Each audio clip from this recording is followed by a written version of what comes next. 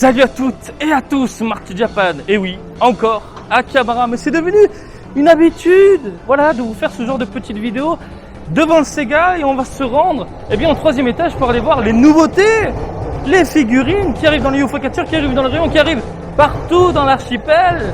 Bref, un autre à ajouter, parce que je sais pas en fait ce qu'il y a dedans, mais je sais qu'il y a de la nouveauté.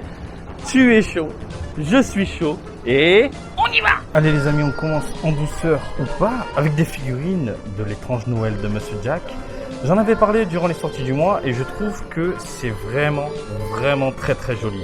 La finition, les petits personnages en SD, Oogie Boogie et Zero, côte à côte, je trouve ça vraiment excellent. Par contre, le petit support dégueulasse que vous pouvez voir juste là, ça ne le fait pas trop, mais je suppose qu'il est obligatoire du coup, pour faire tenir la figurine debout. Mais bon, c'est un poil dommage. Par contre, au niveau des textures, on a une sorte de mini moquette un peu chelou. C'est un attrape-poussière.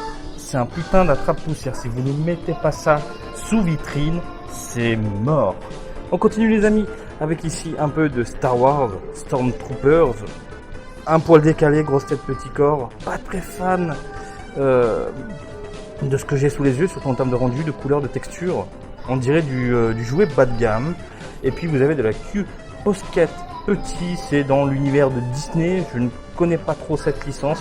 Cependant, le rendu est assez plaisant à l'œil. Alors c'est une licence qui cartonne de plus en plus dans l'archipel.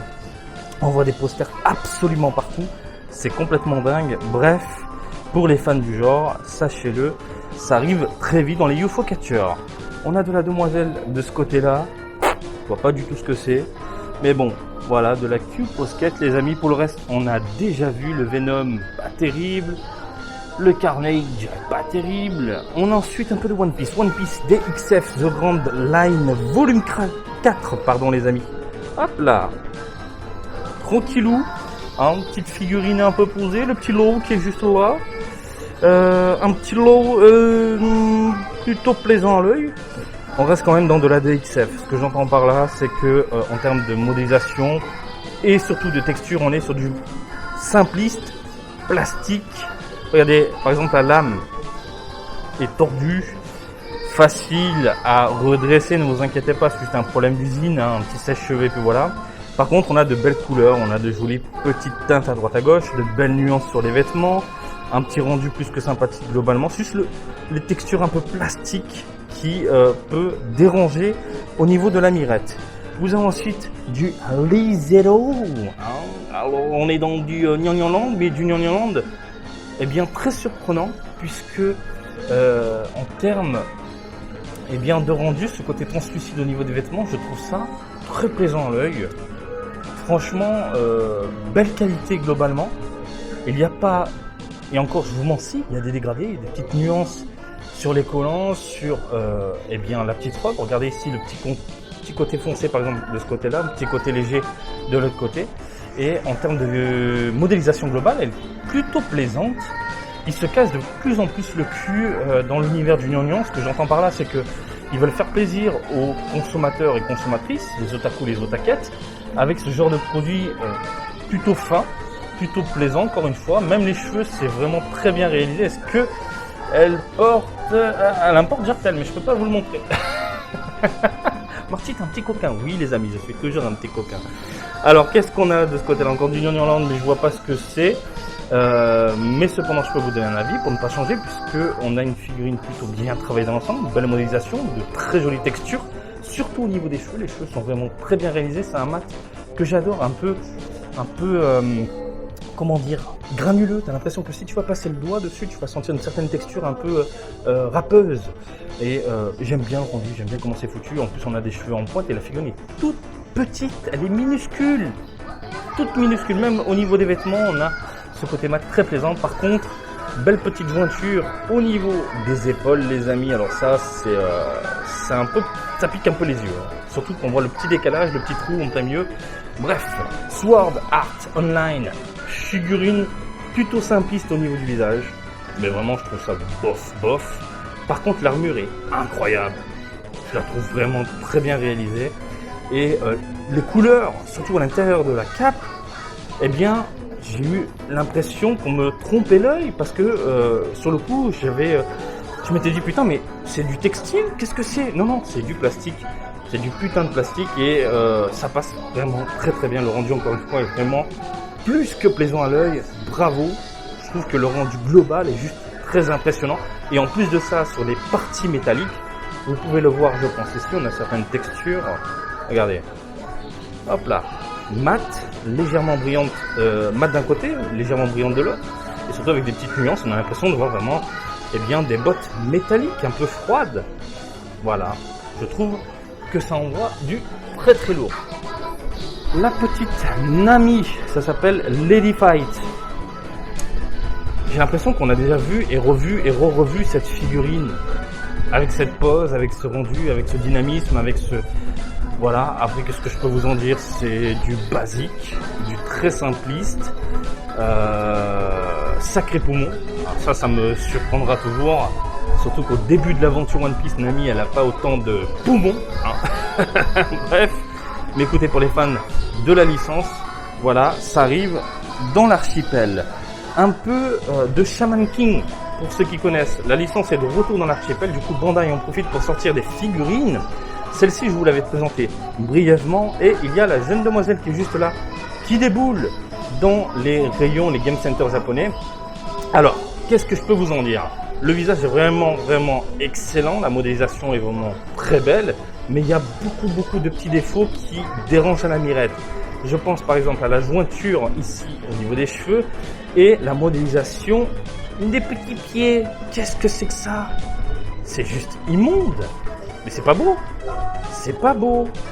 C'est une horreur. Regardez ici, ils se sont légèrement cassés le cul quand même pour le héros principal. Là, c'est de la merde. Et surtout, au milieu de la jambe, on a une sorte de jointure un peu space. C'est pas vraiment une jointure, c'est comme si le moule avait été découpé, mais et qu'ils ont oublié du coup de poncer la figurine. Tu vois ce que je veux dire? Pour avoir un produit lisse et plaisant à l'œil. C'est vraiment dommage, hein. Au niveau des jambes, c'est zéro pointé. Par contre, le haut, le buste, les cheveux, le rendu global avec le petit foulard, j'ai rien à dire. Jujutsu Kaisen. Vous savez que au niveau des figurines, à chaque fois que je vous en parle, je vous dis eh bien que c'est de la merde. Bandai ne se fait pas chier avec ce genre de produit puisque au niveau des modélisations, on a souvent un côté plastique dégueulasse, knacky au niveau des doigts. Et ça y est, ça se réveille tout doucement. Ça se réveille tout doucement. Là, on a un produit plutôt fini, bien détaillé. Le visage, la tête, les cheveux sont plutôt bien réalisés. C'est pas mal, hein. Franchement, pour de la figurine, encore une fois, Prize, bah c'est pas mal. Enfin, ça se réveille. Je crois que c'est la première figurine dans l'univers Jujutsu Kaisen que je vois bien réalisée. Pour vous dire, hein. Donc, les vêtements, on a un petit côté mat d'un côté, un peu de brillant de l'autre. En fait, t'as l'impression qu'ils portent une sorte de veste en cuir, mais c'est très bien réalisé au niveau des textures. Et surtout, on a de belles couleurs. Au niveau des pliures, un petit côté léger, un petit côté violet, grisâtre. Et puis, on passe sur du noir ensuite au niveau des bras. Et ça, c'est vraiment top de chez top. Les petites bottes, hein, enfin les bottes, si on peut appeler ça des bottes.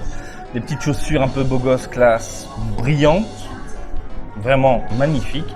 Et puis, un petit côté mat au niveau de la peau, avec de petites nuances. Franchement, bravo. Enfin, surtout. Enfin, putain, vous vous réveillez, quoi. Bravo. Q, Posket, petit. Eh bien, écoutez, les amis, de ce côté-là, on a un rendu plutôt sympathique, plutôt mignon. Kimetsu no Yaiba. Il est vraiment excellent. Celui-là, j'ai rien à dire. Il est vraiment trop chou. Trop à croquer, quoi. Voilà. Petit pied. Bref, ça tue. Toujours dans la licence Kimetsu no Yaiba, la petite Nezuko est vraiment magnifique, mais il y a ici un Tanjiro qui déboule. Encore un Tanjiro, certes, un Tanjiro avec la fameuse caisse en bois, avec sa petite sœurette à l'intérieur.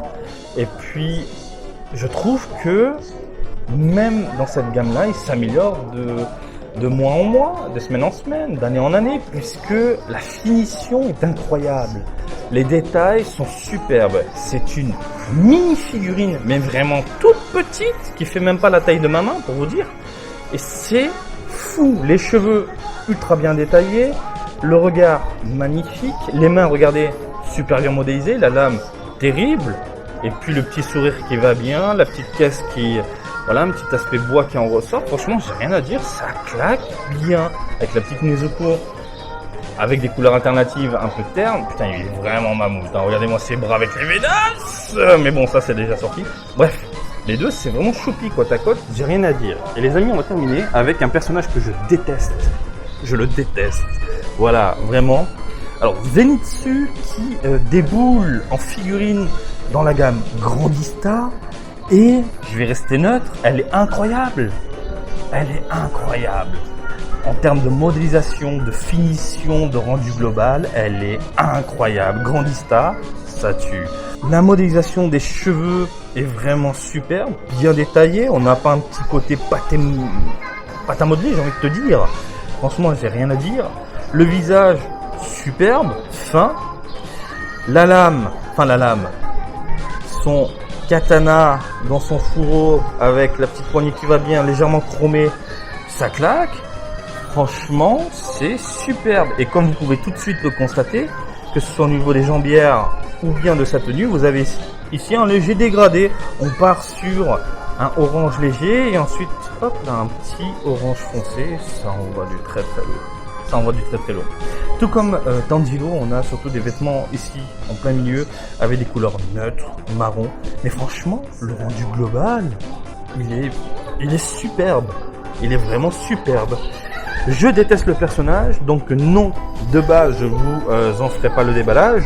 Mais si un jour je l'aperçois à très bon prix, juste au moins pour vous la présenter, ne vous inquiétez pas, je vous ferai un unboxing et puis je la revendrai derrière. Voilà. Le personnage qui m'intéresse pas, forcément, ça reste pas à la maison. Mais encore une fois, en termes de rendu, et j'ai le produit définitif sous les yeux, c'est vraiment du très très bon. Comme vous avez pu le constater, lumière sur la licence Kimetsu no Yaiba et il y a du très très bon. Il y a du très très bon. Des toutes petites figurines détaillées, des toutes mini figurines à croquer et surtout une Zenitsu de la gamme Grandista qui est vraiment superbe.